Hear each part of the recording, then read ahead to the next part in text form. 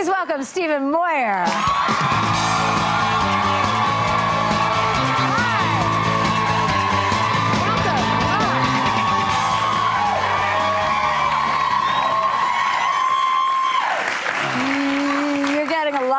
Attention from a lot of females. There's a lot of females in the studio, in the office upstairs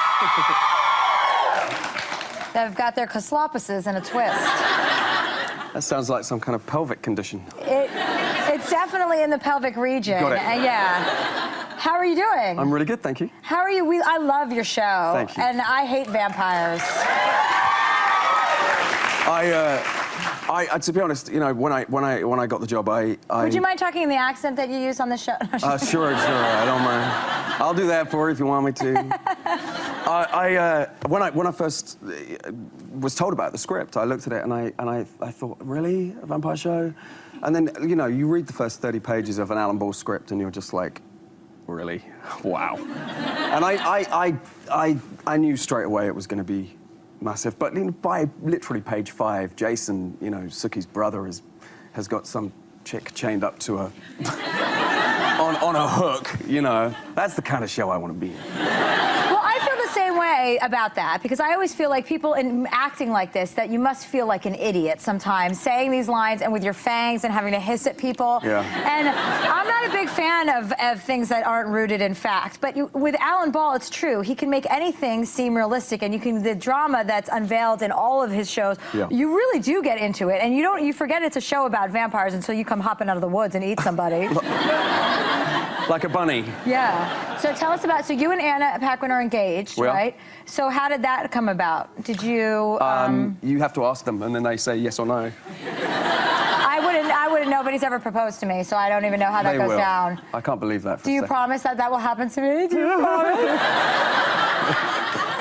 Did you guys hook up during the pilot of the show? We obviously got to know each other during the pilot, and then after the pilot had finished, I got back to London, she got back to New York, and we'd been shooting here, and it was just, I mean, I was going to say something bad then, but thank heaven for Skype.